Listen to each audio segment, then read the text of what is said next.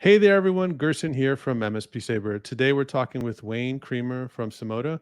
We're getting a little bit into the customer experience. Wayne, how are you doing today? I'm doing great, Gerson. Thanks very much for having me. Oh, thanks for joining, man. So I know we started talking a little bit before we hit record, man. And customer experience to me is one of the really key things to me when you're looking to get on that path to get to be the $1 million, $2 million, or more MSPs. I think when you sit down with prospects, if you really just don't have some sort of blueprint, some sort of process to show them for your customer experience, it really kind of shows. And so I'm great to have you here with me, just to really kind of talk about some of those key points as you're trying to kind of get to that maturity level with your own MSP. Yeah, and indeed. Yeah, can't wait to talk more about it. We're based. We were. I was a previous MSP owner based out of Ottawa in Canada, and yeah, this was a major part of our success. So I totally agree with that. Definitely. Awesome. So let's kind of jump right in. And one of the first things I know that I love how you were presenting it to me was really the three layers of your customer. Um, walk me through that a little bit. Yeah. So we always found that when we were at our like the best relationship that we would have with our customers, we would always be really good at communicating them. That's the three layers of interaction or people within the organization that we would interact with.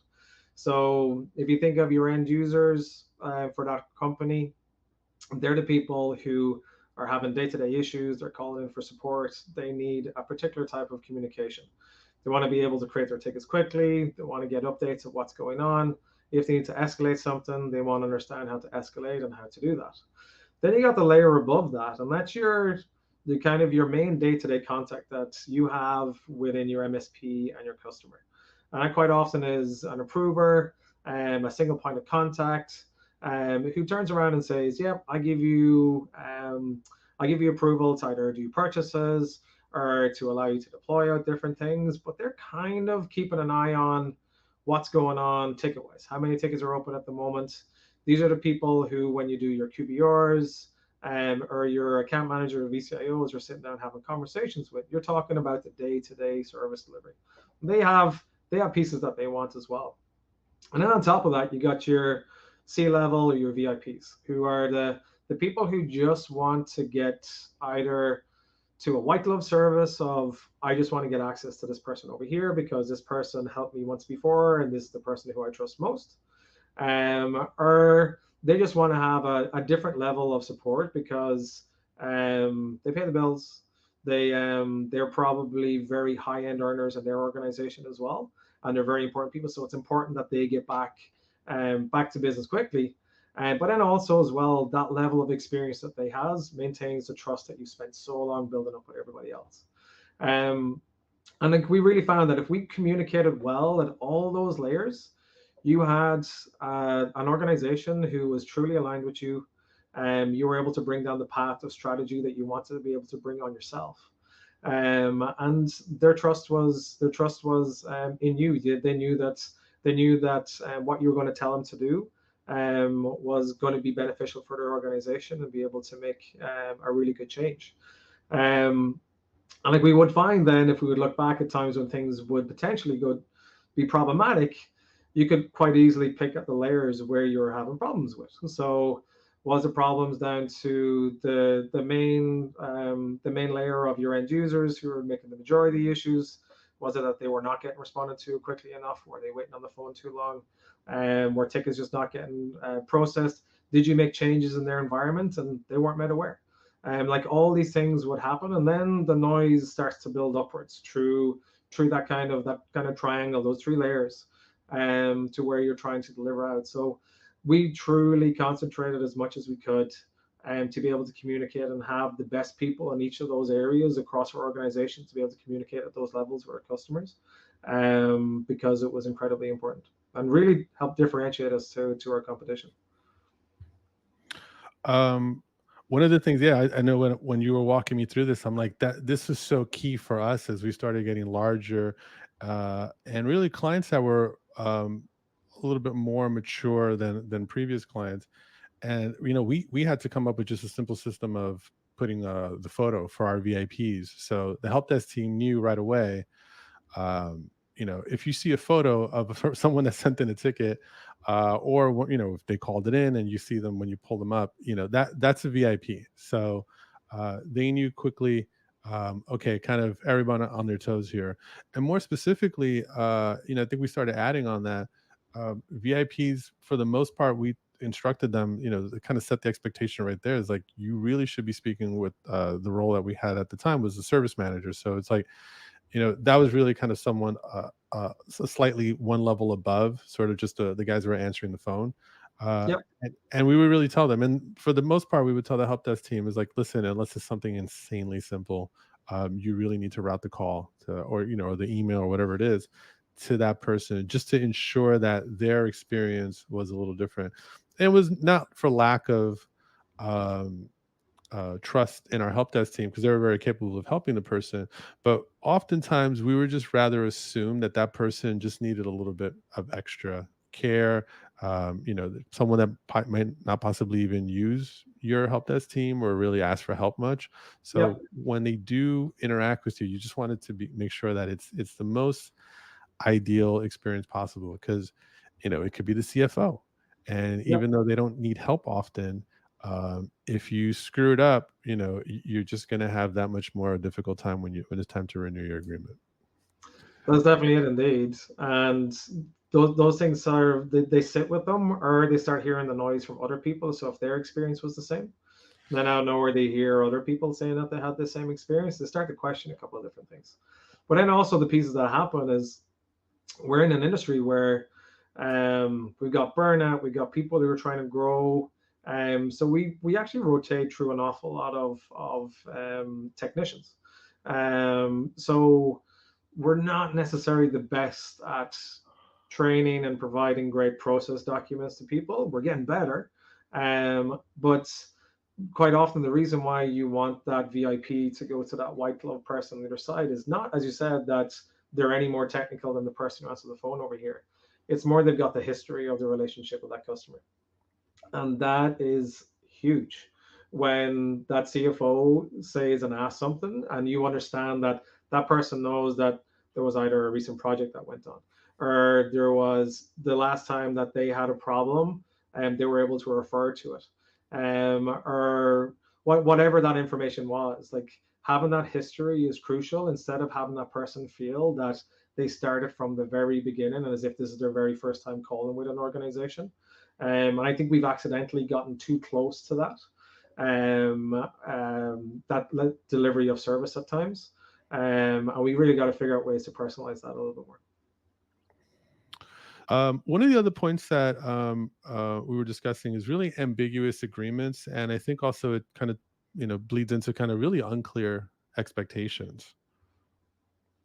Yeah. And I know for me, I think I had mentioned to you, for us, every time we brought on more and more of these more mature clients, and not necessarily always larger, but more mature clients that really had a lot of their own processes dialed in, we realized that if our agreements and the expectations that we set initially with our client just weren't perfectly clear, and we weren't making sure that we were covering everything, eventually it would just sort of bite us in the ass. And to me, I think it's important to make sure that you're setting the expectations as clear as possible across every level. How many reviews are they going to get? Are there any outside visits that are considered? What happens if I want to install a piece of software that I need it right away, it's crucial for a project, but it's not part of sort of the piece of software that it's not part of the usual list, right? The usual stack that you're used to supporting for me. There's all these little things. Sometimes it's like, oh, all our users want to be able to have full admin privileges on their machines. Like, what do we do there in that situation? It's like, um, all these things, you really want to make sure that you've gone through them. And I'm like, sometimes you really almost want to sit down with whoever's managing your existing clients and start making sure that you're always aware of sort of the new points of friction that you're having with your customers, and make sure that you avoid them. And put that into the agreement, and to me, set expectations. And not everything could be put into an agreement, because your clients aren't going to be walking around day to day with a copy of your agreement saying like, oh, I can't ask, for this, or I can't ask for that. So, be as thorough as possible in the initial part, and then try to figure out how to keep moving forward with the conversations you have with them, letting them know how things are going to work. Because again, it's just much easier to have those conversations before the situation arises. Whew, you hit on a lot there, Gerson. In fairness, um, you got because IT has changed so much. Like you're right. Like an agreement that you would have signed with someone 3, 4 years ago probably doesn't align up to what your latest agreement is. Especially even if you look at today with all the changes that are with cyber, all the That's new very things that are true. coming in, That's and very the amount true. of time and effort that it takes for you to maintain and update that, have a VCIO, have an account manager go back, sit down with them, say, here's the reason for the changes. And like, you haven't even got into here's the additional cost that we got to charge you because we've had to get X and Y number of products. So like that's the whole opposite side of when you've got someone who's been in and working with you for a period of time to keep them on track. But I do believe that definitely when you find those customers in the beginning that you're going through that kind of initial, you've got to the stage where you're talking agreements and you want to look through it. We would do it in two ways. Basically, we'd say, here's your full MSA. Here's all the T's and C's in it that you want to go through and look at. But here's the other document that's got your main pieces. So here's what's included in your agreement. Here's if you've got on-site coverage, if you've got project time that's included with you, because an awful lot of places do include the deployment of PCs, those sorts of things. You can expect what this would be, and then set kind of those limits of what is here's the terms of payment, here's the terms of the SLA for when we potentially start a project, terms of what type of delivery of services you would do kind of after that fact, and how if there was an element of an issue arises, how do we settle with that conflict? How do we sit down and talk about it? And as you said, what's our cadence for review and support? Is it monthly? Is it QBRs? And then that was determined based on what those things would be.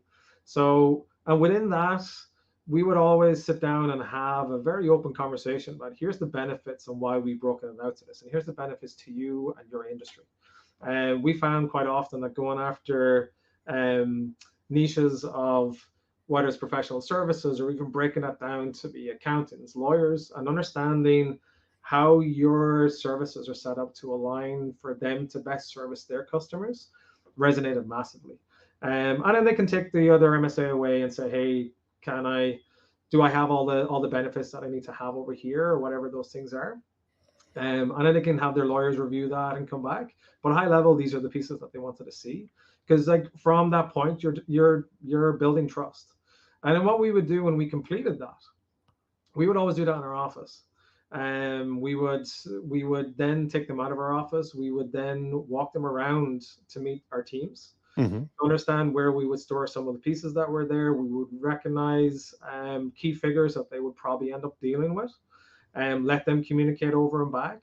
If we knew that there were a referral from another organization, we would get them to meet those key people. So then now know we're building more and more rapport and trust. We're actually introducing you to our staff and our team. And you're seeing what's behind the door. You're not just seeing a conference room. And here's Hmm. the document, and out you go. And as we walked around that, I mentioned as well, we would show our history. We would show who's our culture heroes, where were we 10 years ago, how have we evolved from those funny kind of um, pictures that we thought were great when we're a small company, and now all of a sudden we're actually professional. On Right. the other side, what people understood is like it meant that you've grown as an organization, you've understood, you've been around, you've delivered in lots of different circumstances, and those things were huge. It just created that trust from the beginning, and really helped. It really helped deliver and close deals, especially for companies you said who are more process driven, higher OML. Don't necessarily have to be big, huge numbers of staff, but definitely are more in tune with the delivery of service that they need to be able to support their customers. Yeah, no, absolutely. I think, and to your point, it doesn't have to be big. I mean, you could be supporting, some sort of, 60, 70 person organization. It could be a nonprofit or something like that. Um, but then a 20-person law firm could literally break you. So, yeah, Yes. because because again, it's the expectations, and you want to make sure that they match up and they're regularly being reviewed. So, They're regularly doing reviews on that other side, but also having your team understand how they deliver their services. Because if you think of a lawyer versus a non for profit is building relationships with people and kind of make an impact in their surrounding areas. Whereas a lawyer could be doing anything from billing their time every 3 minutes to having to be down in a court case right now, and if they're late and they don't get their information in time and they don't display it in time to a judge, stuff can go the other way, and all of a right. sudden it's got a huge impact to their business. So yes, they look at those things incredibly differently, and having people to be able to adopt to those layers is huge. And as you said, those that regular cadence of sitting and talking with them and building that trust, you need people to do that to understand operationally how do they make money, and how do they serve their customers. So the next point we have here, and I think we've already kind of segued into it, is really kind of inadequate onboardings. And I think if you're any MSP, you can point to at least one, uh, or probably a lot more, an onboarding that you're like, man, I just wish that had gone differently.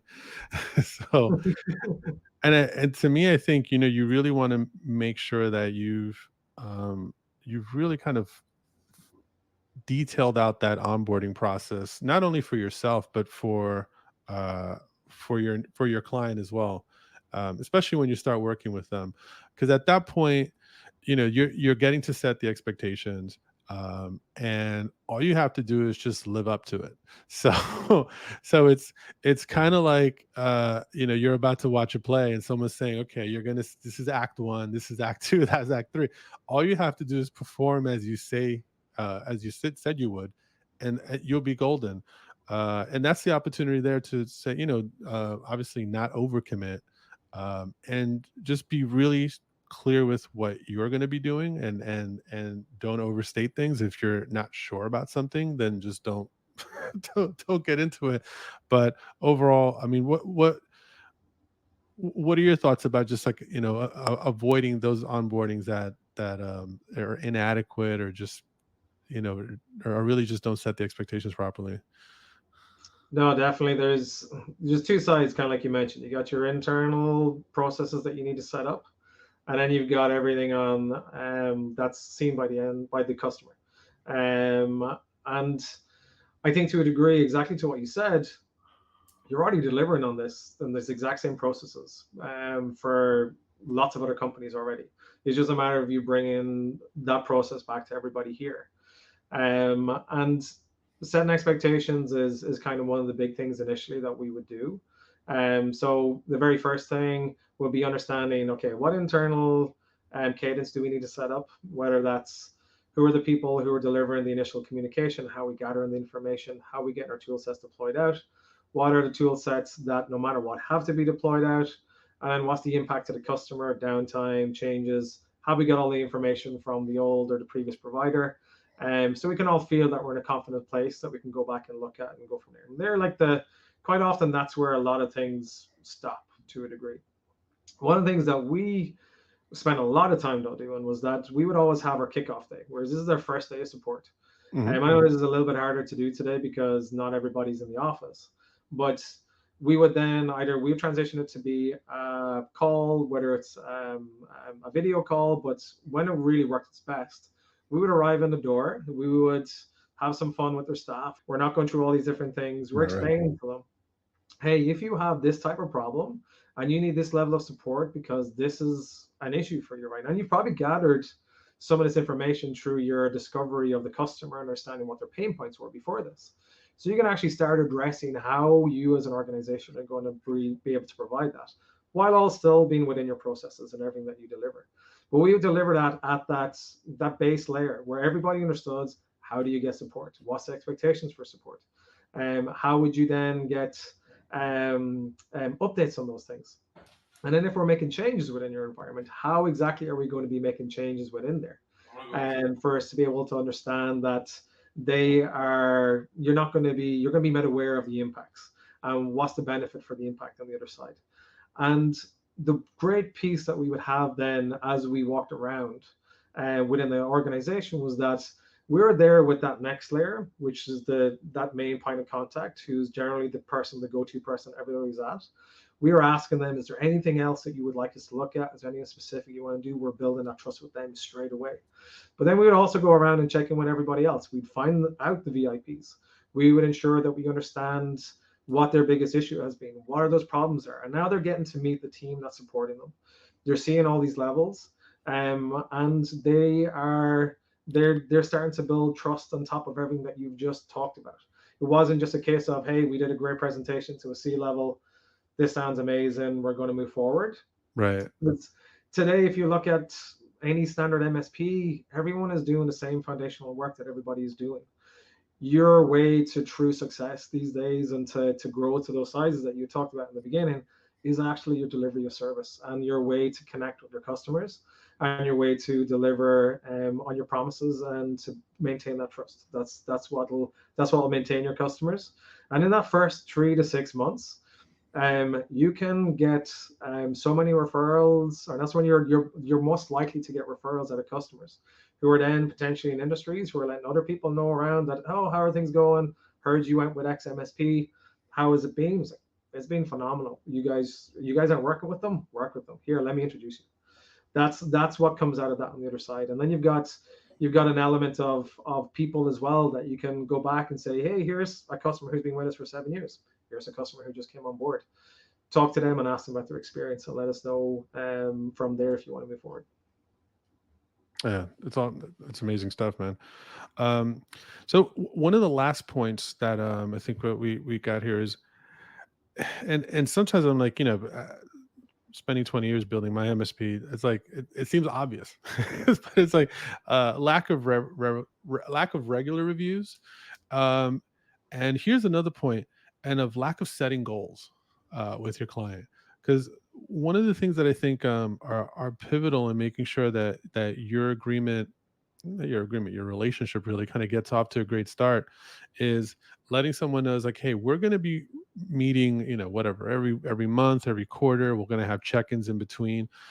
But like I said, and that's at different levels. I mean, if you're a big enough MSP and your clients are big enough, fine, have a VCIO, and I think we all know kind of what that process looks like. But regular reviews are different.